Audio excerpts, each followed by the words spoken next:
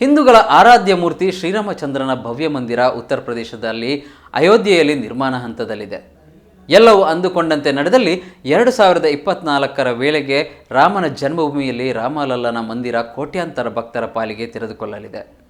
ರಾಮನ ಈ ಮಂದಿರದಲ್ಲಿ ವಿಶ್ವದೆಲ್ಲೆಡೆ ಇರುವವರು ಒಂದಲ್ಲ ಒಂದು ರೀತಿಯಲ್ಲಿ ಸೇವೆ ಅಥವಾ ಪಾಲ್ಗೊಳ್ಳುವಿಕೆ ಬೇಕೆನ್ನುವ ಇಚ್ಛೆಯು ರಾಮ ಮಂದಿರ ನಿರ್ಮಾಣದ ಉಸ್ತುವಾರಿ ವಹಿಸಿಕೊಂಡವರದ್ದಾಗಿದೆ. ಈ ಕಾರಣಕ್ಕಾಗಿಯೇ ಹಲವರು ಈ ಮಂದಿರಕ್ಕೆ ತನ್ನದೇ ಆದ ರೀತಿಯಲ್ಲಿ ಸೇವೆ ನೆರವೇರಿಸಿದ್ದಾರೆ. ಈ ಸೇವೆಗಳಲ್ಲಿ ತನ್ನದು ಒಂದು ಪಾಲಿರಲಿ ಎನ್ನುವ ಉದ್ದೇಶದಿಂದ ದಕ್ಷಿಣ ಕನ್ನಡದ ಯುವಕನೋರ್ವ ಮುಂದಾಗಿದ್ದಾರೆ.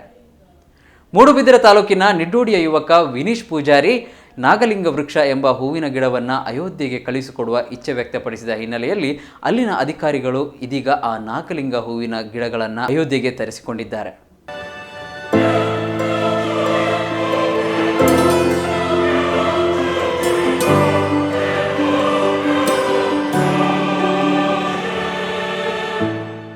ನಾಗಲಿಂಗ ವೃಕ್ಷ ಎಂದರೆ ನಾಗಲಿಂಗಾಕಾರದ ಹೂ ಬಿಡುವ ವಿಶಿಷ್ಟ ವೃಕ್ಷ. ದೊಡ್ಡ ಮರವಾಗಿ ಬೆಳೆಯುತ್ತದೆ. ಗೂಗಲ್ ಮೂಲಕ ಅಯೋಧ್ಯೆಯ ಬಗ್ಗೆ ವಿವರ ಪಡೆದ ವಿನೇಶ್ ಪೂಜಾರಿ ಅಲ್ಲಿನ ಅಧಿಕಾರಿಗಳ ದೂರವಾಣಿ ಸಂಖ್ಯೆಯನ್ನು ಪಡೆದು ಕರೆ ಮಾಡಿ ನಾಗಲಿಂಗ ವೃಕ್ಷದ ಬಗ್ಗೆ ವಿವರ ನೀಡಿದ್ದರು. ಮಾಹಿತಿ ಪಡೆದ ಅಧಿಕಾರಿಗಳು ಅಯೋಧ್ಯೆಯಲ್ಲಿ ಈ ಹೂವಿನ ಗಿಡವನ್ನು ನೆಡುವ ಸಲುವಾಗಿ ಕಳುಹಿಸಿಕೊಡುವಂತೆ ವಿನಂತಿಸಿದರು. ಅದರಂತೆ ವಿನೇಶ್ ಪೂಜಾರಿ ಅವರು ಕೊರಿಯರ್ ಮೂಲಕ ನಾಗಲಿಂಗ ವೃಕ್ಷದ 5 ಗಿಡಗಳನ್ನು ಕಳುಹಿಸಿಕೊಟ್ಟಿದ್ರು. ಆ ಬಳಿಕ ಕೆಲ ದಿನಗಳ ನಂತರ ಅಯೋಧ್ಯೆಯ ಅಧಿಕಾರಿಗಳಿಂದ ವಿನೇಶ್ ಅವರಿಗೆ ಕರೆ ಬಂದಿದ್ದು ಗಿಡ ಸಿಕ್ಕಿದ ಬಗ್ಗೆ ಮಾಹಿತಿ ನೀಡಿ ಇದನ್ನು ಇಲ್ಲಿ ನೆಟ್ಟು ಗಿಡ ನೆಟ್ಟ ಫೋಟೋವನ್ನು ಕಳುಹಿಸಿಕೊಡುವುದಾಗಿ ಮಾಹಿತಿ ನೀಡಿದ್ದಾರೆ.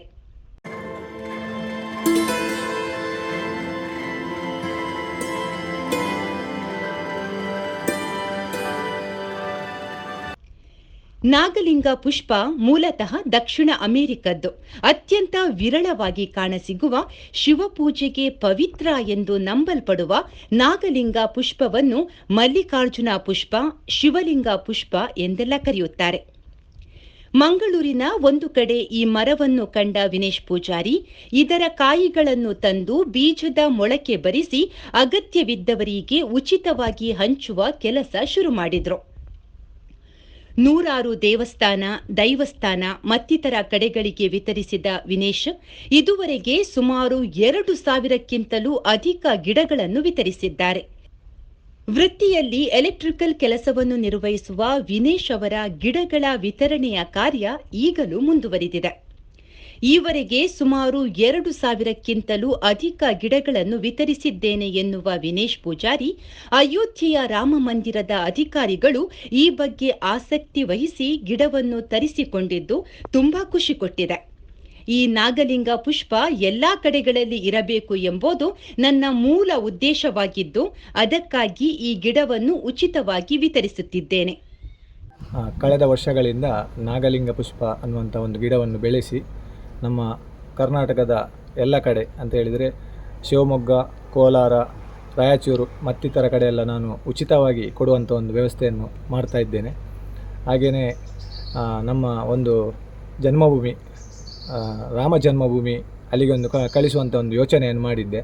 ಇಂಟರ್ನೆಟ್ಟಲ್ಲಿ ಅದರ ನಂಬರನ್ನು ತೆಗೆದು ಕಳಿಸುವ ವ್ಯವಸ್ಥೆ ಮಾಡಿದೆ. ಅಲ್ಲಿಂದ ಒಂದು ಒಳ್ಳೆ ರೀತಿಯಾದಂಥ ಒಂದು ಮಾಹಿತಿ ಕೊಟ್ಟರು ನಮಗೆ, ಕಳಿಸಿ ಅನ್ನುವಂಥದ್ದನ್ನು ಕಳಿಸಿ ನಂತರ ಒಂದು ಸೆಪ್ಟೆಂಬರ್ 5ಕ್ಕೆ ಕಳಿಸಿದ್ದೆ. ನಂತರ 5 ದಿನದ ಬಳಿಕ ಅಲ್ಲಿಗೆ ತಲುಪಿತು. ಅಲ್ಲಿಂದ ಒಂದು ನನಗೆ ಸಂಜೆ ದಿವಸ ಒಂದು ಕಾಲ್ ಬರ್ತದೆ.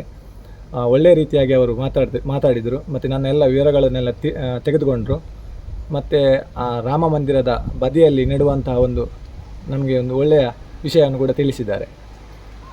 ಸುಮಾರು ಎಷ್ಟು ಗಿಡಗಳನ್ನು ನಾನು ಸುಮಾರು ಈಗ ಕರ್ನಾಟಕದ ಒಂದು 3,000ಕ್ಕೂ ಅಧಿಕ ಗಿಡಗಳನ್ನು ತಲುಪಿಸುವಂಥ ವ್ಯವಸ್ಥೆ ಮಾಡಿದ್ದೇನೆ. ಹಾಗೆಯೇ ಇಲ್ಲಿ ಎಲ್ಲ ನಮ್ಮ ಯಾವ ದೇವಸ್ಥಾನ, ಮಠ, ಮಂದಿರ ಇವೆಲ್ಲ ಕಡೆ ನಾನೇ ಹೋಗಿ ನೆಟ್ಟು ಬರುವಂಥ ವ್ಯವಸ್ಥೆಯನ್ನು ಕೂಡ ಮಾಡಿದ್ದೇನೆ. ಹಾಗೆಯೇ ಕಳಿಸುವಂಥ ಕೂಡ ವ್ಯವಸ್ಥೆಯನ್ನು ಕೂಡ ನಾನು ಮಾಡ್ತಾ ಇದ್ದೇನೆ ಈಗಲೂ ಕೂಡ. ಈಗ ರಾಮ ಮಂದಿರ ಅಲ್ಲಿಗೆ ಹೇಗೆ ಕಳಿಸಿದ್ರಿ ನೀವು? ರಾಮ ಮಂದಿರಕ್ಕೆ ನನಗೆ ಇಂಟರ್ನೆಟ್ನ ಮುಖಾಂತರ ನಂಬರನ್ನು ತೆಗೆದು ನಂತರ ಅಲ್ಲಿಗೆ ಕಳಿಸಿದೆ ಸೀದಾ ಡೈರೆಕ್ಟಾಗಿ. ನಂತರ ಅವರು ನಮಗೆ ತಲುಪಿದ ತಕ್ಷಣ ಕೊರಿಯರ್ ಅವರು ನಮಗೆ ತಿಳಿಸಿದರು.